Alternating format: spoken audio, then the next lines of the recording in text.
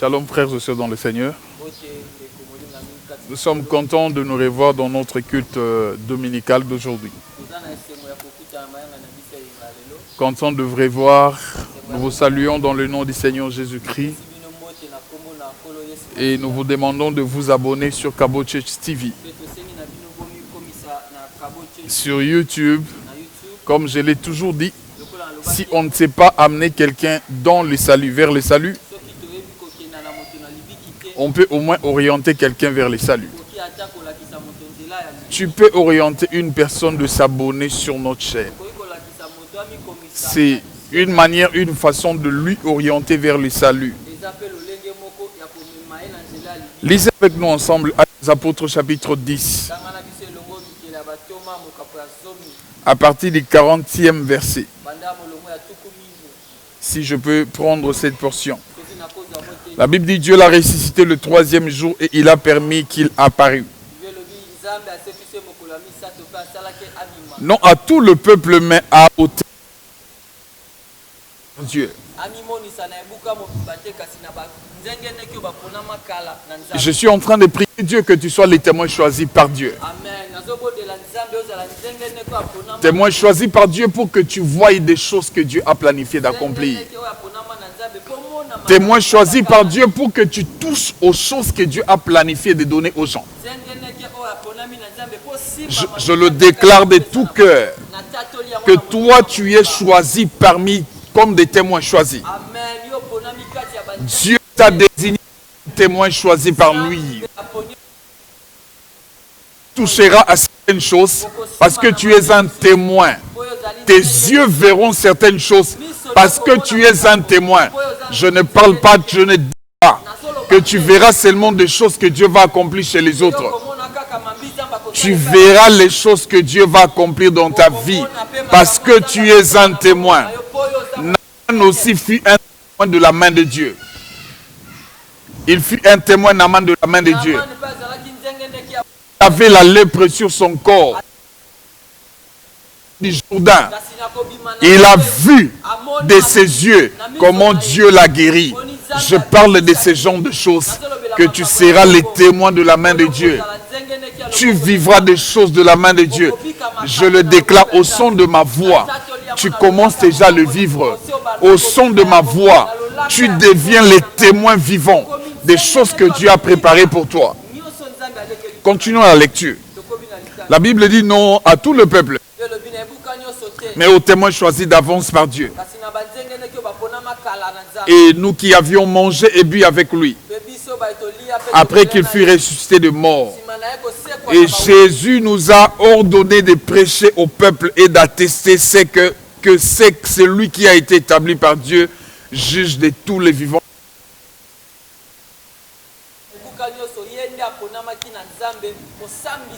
Tous les prophètes rendent de lui le témoignage que quiconque croit en lui reçoit en son nom le pardon du péché. Comme Pierre prononçait encore ces mots, le Saint-Esprit descendit sur tous ceux qui écoutaient la parole.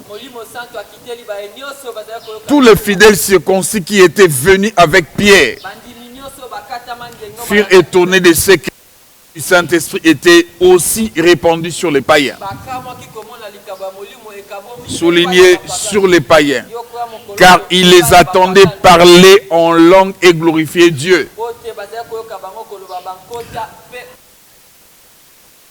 Refuser l'eau du baptême à ceux qui ont reçu le Saint-Esprit aussi bien que nous.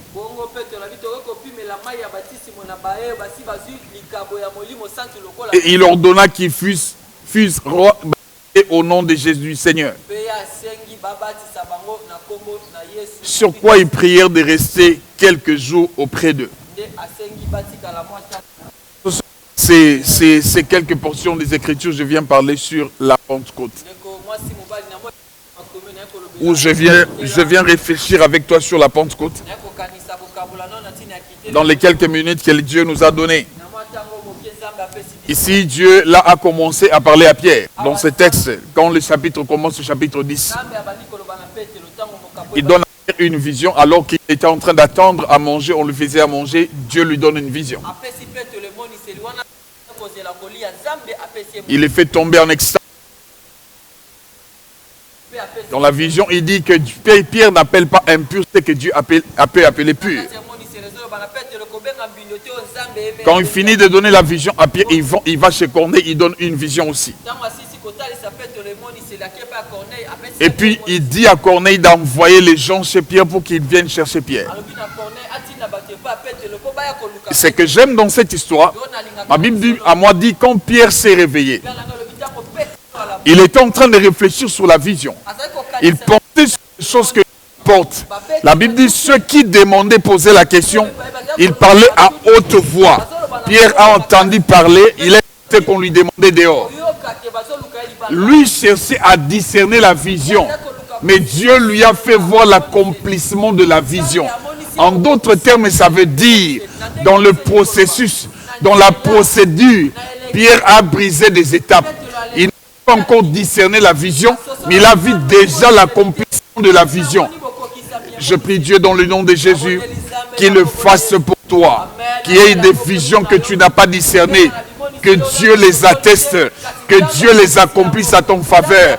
Tu ne discerneras pas certaines prophéties, tu ne discerneras pas certaines visions. Il y aura des choses que tu verras, tu ne comprendras pas. Qu'est-ce que ça veut dire? Les temps que tu cherches là pour les accomplir, toi tu entreras directement dans l'accomplissement, tu ne passeras pas. Je suis en train de parler à quelqu'un. Et puis ces gens l'appellent Pierre. Ils lui disent que non, Corneille a besoin de toi. Dieu lui a dit, vas-y. Pierre, n'hésite pas, c'est moi qui t'envoie. Pierre est parti chez Corneille. Il arrive là, ma Bible m'a dit, il trouve des païens. Des païens chez les Juifs, c'était des hommes et des femmes impurs. Ça voulait dire la vision de Dieu. Les païens, c'était des gens qui étaient considérés chez les Juifs comme des impurs. Et Pierre arrive là, il voit des impurs. Et il commence à leur parler du Seigneur Jésus-Christ. Il commence à les annoncer la parole de Dieu. Le verset 44 dit ceci. Comme Pierre prononçait encore ces mots, le Saint-Esprit descendit sur tous ceux qui écoutaient la parole. La parole dont on parle, c'est Christ que Pierre était en train de présenter. Il parlait, il prononçait sur Jésus. Je suis venu dire, il n'y a pas de Pentecôte s'il n'y a pas au préalable la parole.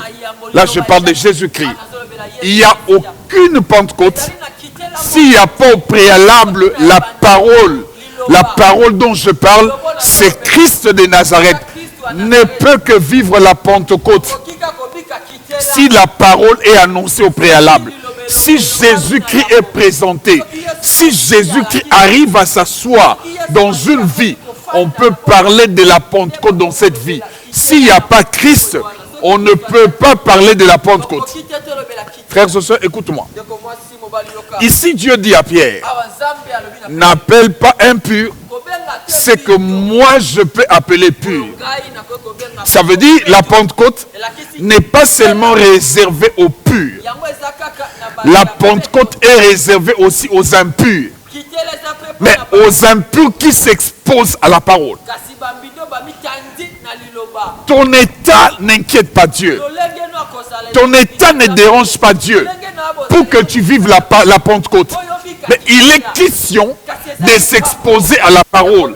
Voici les procédures, la procédure. Quand on s'expose à la parole qui est Christ, la parole te rend des gens déjà purs.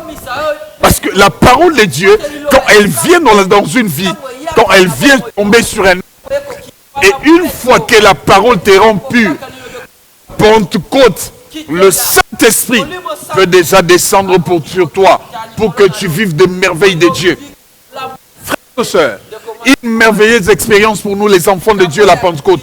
Tu ne peux pas vivre, expérimenter la gloire de Dieu si tu n'es pas passé par la Pentecôte.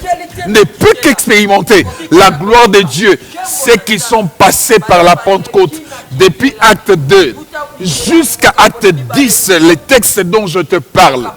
À chaque fois qu'il y a eu Pentecôte, des hommes et des femmes, ils étaient émerveillés, émerveillés de voir, émerveillés d'attendre. Des hommes à leur langue natale, à leur langue maternelle. Ils étaient émerveillés. Cela veut tout simplement dire, quand il y a dans une vie, les gens vivent des choses émerveilleuses. La vie change. Les merveilleuses choses arrivent dans la vie.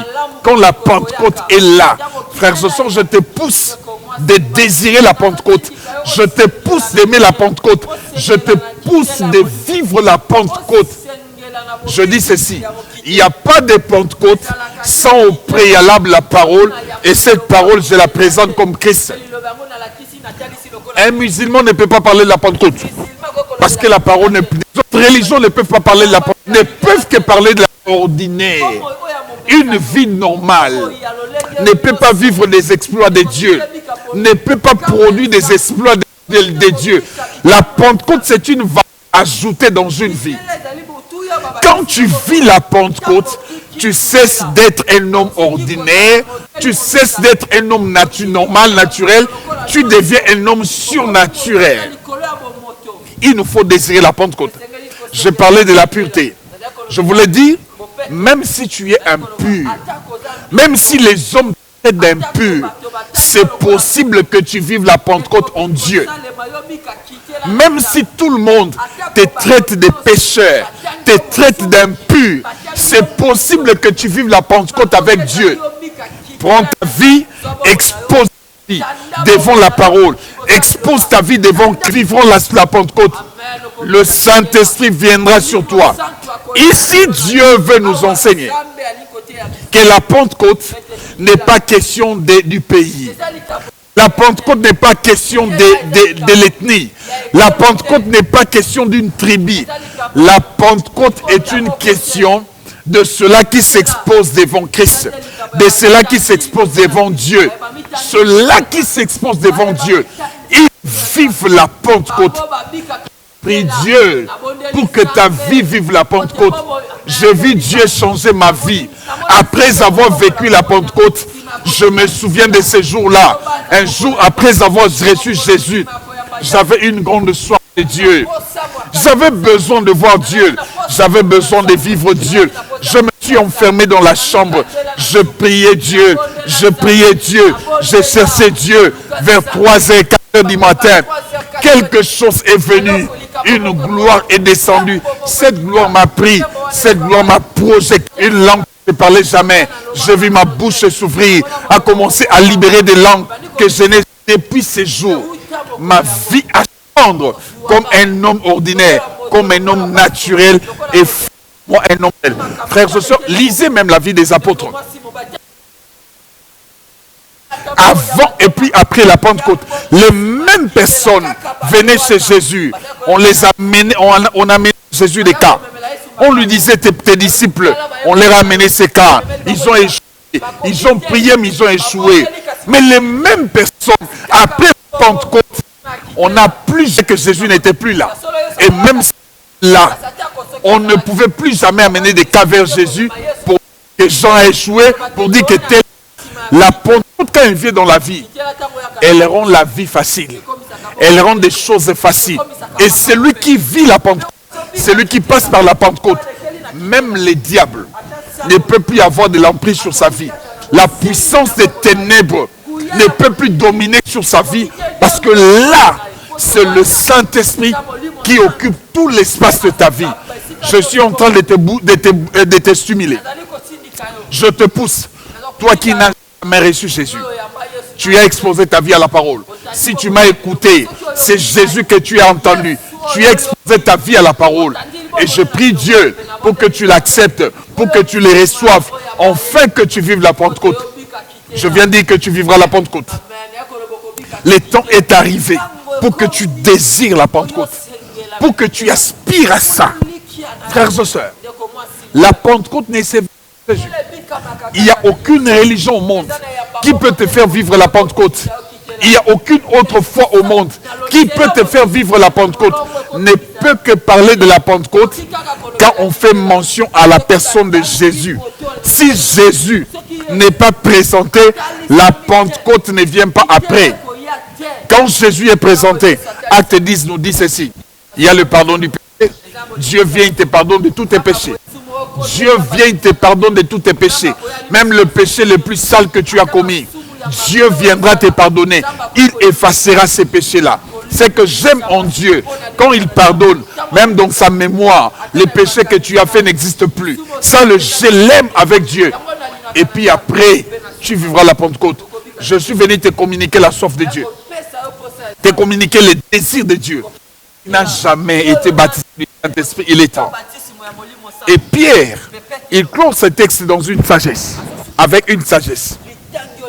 La sagesse, j'aime beaucoup. Il a dit à il dit, ton privé thème d'eau aux personnes qui ont reçu le Saint-Esprit de la même manière que nous. Pierre voulait leur dire, le Saint-Esprit dans quelqu'un est déjà reçu ce qu'il y a de meilleur. Il y a des gens qui sont passés et reçu Jésus de vrai. Ceux-là ne vivront pas la Pentecôte. Je parle à ceux-là qui reçoivent Christ de vrai. Cela peut vivre la Pentecôte. Les baptêmes d'eau ne te fera pas vivre la Pentecôte. La seule qui te fera vivre la Pentecôte, c'est la foi en Jésus. Si tu crois en Jésus, si tu lui donnes ta vie, il te fera vivre la Pentecôte. Que Dieu te bénisse. Prochainement, je reviendrai pour t'expliquer encore d'autres choses. Abonnez-vous sur Kabo Church TV. Sur YouTube, dis à plusieurs de s'abonner sur Kabo Church TV et Dieu vous bénira. Soyez bénis. Soyez bénis.